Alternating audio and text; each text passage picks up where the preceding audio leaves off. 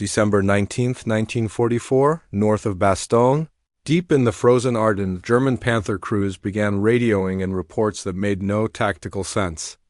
According to multiple units, American tanks were suddenly appearing in places they simply shouldn't be, slipping through the dense winter fog like ghosts on steel tracks. One moment the road ahead was clear, the next, a flash of movement. An American vehicle would burst from the mist, fire a single precise round into a Panther's vulnerable flank, and then disappear just as quickly as it had come. German gunners swung their turrets to return fire, but by the time their guns came around, the target was already gone. Minutes later, the same nightmare repeated itself. From a completely different direction, confusion spread quickly through the German ranks. Field reports grew increasingly urgent. Some officers became convinced they had blundered into a full American armored division operating with impossible coordination and speed, but the truth was far more unsettling. There was no massive armored force. No overwhelming American column. What they were facing instead was a small number of lightly armored tank destroyers, vehicles so thin-skinned they could not survive a direct hit from most German guns. Yet, the Germans were struggling to hit them at all. Because on that bitter winter morning outside Bastogne, they had encountered one of the fastest and most aggressive tank killers of World War II, the M18 Hellcat, and in the frozen fog of the Ardennes, speed was about to humiliate armor. Welcome to WW2 Rewind. By late 1944, German heavy tanks like the Tiger and Panther had earned a fearsome reputation across the battlefields of Europe. Allied crews respected and often feared their raw battlefield power. On paper, these machines were engineering masterpieces built for dominance. They combined thick, well-sloped frontal armor that could shrug off many incoming rounds long range, high-velocity guns capable of destroying enemy tanks at over a mile, excellent optics that gave German gunners a serious advantage in target acquisition in a head-on duel. Few Allied vehicles wanted to face them, but beneath this intimidating profile lay a critical and often overlooked weakness. Their turrets were slow, unlike later tank designs. German turret traverse systems relied heavily on power drawn from the main engine.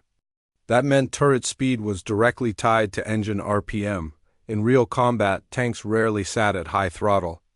They fought from hull-down positions, from ambush, or while creeping forward at low speed, all situations where the engine was running at relatively low RPM, and when the engine slowed, the turret slowed with it. In practical terms, a Tiger I operating at idle could require several minutes to complete a full turret rotation. A Panther, though improved, still typically needed around 15 to 20 seconds to swing just 90 degrees under combat conditions. Against traditional armored opponents, this limitation was usually manageable.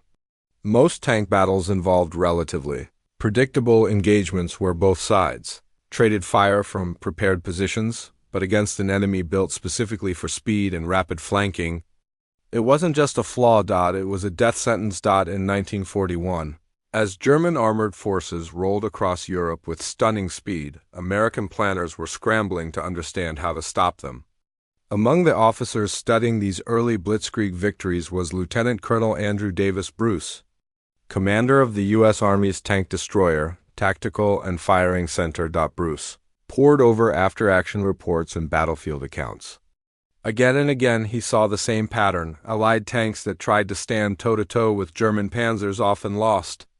German vehicles were simply too well-armed and too well-protected in frontal engagements. Bruce reached a conclusion that challenged conventional armored doctrine. Tank destroyers, he argued, should not try to out-armor enemy tanks. They should outmaneuver them, instead of building slow, heavily protected vehicles. Bruce envisioned a new kind of hunter, one that relied on speed, positioning, and initiative.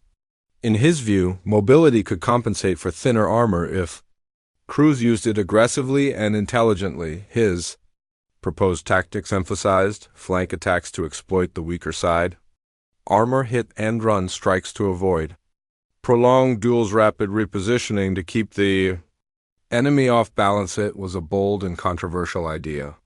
Many officers believed asking crews to trade protection for speed was dangerously optimistic, even reckless. After all, thin armor meant that a single well-placed enemy shot could be catastrophic, but the urgency of the war demanded innovation. The Army decided the concept was worth testing in the field. Engineers were given the green light to build a vehicle around. Bruce's high-speed doctrine, what they produced, was unlike anything else in the American arsenal. The result was the M18 Hellcat. The M18 Hellcat was radically different from the heavy, steel-clad tanks dominating European battlefields. Where most armored vehicles were designed to absorb punishment, the Hellcat was designed to avoid it entirely. Every major design choice reflected that philosophy. Weight: just 18 tons, less than half the weight of a Tiger. Top speed, approximately 55 miles per hour, making it the fastest tracked armored vehicle of the war. Main gun: a high-velocity 76mm cannon, capable of defeating German armor from favorable angles. Armor: extremely thin, with some frontal plates barely thicker than heavy machine gun steel. Turret completely open on top. Too many crews. The armor felt almost symbolic, more like a metal skin than true protection. Compared to the thick plates of German heavy tanks, the Hellcat's hull seemed dangerously exposed. A direct hit from most German anti-tank weapons would punch straight through. Even artillery fragments and mortar bursts posed deadly threats because of the open turret inside the vehicle. Crews were acutely aware of their vulnerability. They knew survival depended less on absorbing impact and more on staying in motion. If they stopped for too long, they were at risk, but that vulnerability came with a powerful trade-off. The Hellcat's lightweight and powerful engine gave it extraordinary acceleration and agility. It could dart forward, reverse quickly, and reposition with speed that stunned opponents. At just 30 miles per hour, an M18 could cover roughly 200 yards in the time it took a Panther's turret to traverse into firing position. That timing advantage was everything. The Hellcat wasn't built to win slugging matches. It was built to win the race between movement and reaction. And in that race, speed was survival. During the Battle of the Bulge, the 705th Tank Destroyer Battalion was rushed north to support the 101st Airborne Division near the small Belgian village of Noville. It was December 1944, and German forces from the veteran 2nd Panzer Division were pushing hard toward Bastogne. Hoping to smash through the thin American lines, weather conditions made the situation even more dangerous. A thick winter fog blanketed the battlefield, reducing visibility to just a few hundred yards in places. Engagements that might normally occur at long range suddenly became close, chaotic encounters. Under normal circumstances, this environment should have favored the heavier German Panthers. Their thicker armor and powerful guns were designed for exactly this kind of close-range dominance. But the Hellcat crews refused to fight on German terms. Instead, they turned the streets and fields around Noville into a deadly game of speed and positioning. Their method was disciplined and repeatable. Rush rapidly to a concealed firing position. Fire a single well-aimed shot into a Panther's vulnerable flank, immediately slam into full reverse at maximum speed, disappear behind buildings or terrain, then reappear moments later from a completely new angle. The effect on German crews was deeply unsettling. Just as gunners began to track one threat, another Hellcat, or sometimes the same one, would strike from elsewhere. Turrets swung frantically through the fog, often arriving seconds too late. German reports soon warned of what they believed was a much larger American armored presence operating around Noville. In reality, it was a relatively small but highly mobile force using speed, discipline, and timing to maximum effect. The Americans could not hold Noville forever, and the village eventually fell.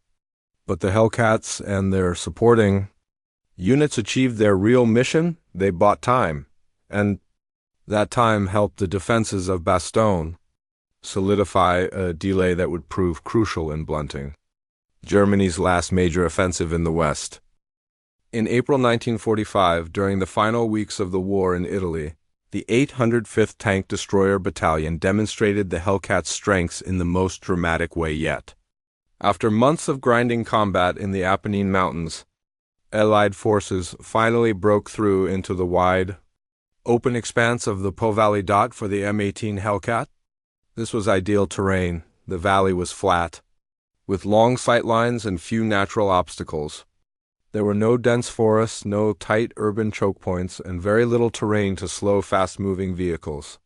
It was exactly the kind of battlefield Andrew Bruce's doctrine had envisioned years earlier. At the same time, German forces in Italy were in full retreat, streaming north toward the Alps in long, vulnerable columns of trucks, half-tracks, and armored vehicles. What happened next was remarkable. Instead of simply pursuing from behind, Hellcat crews used their speed to maneuver alongside the retreating German columns.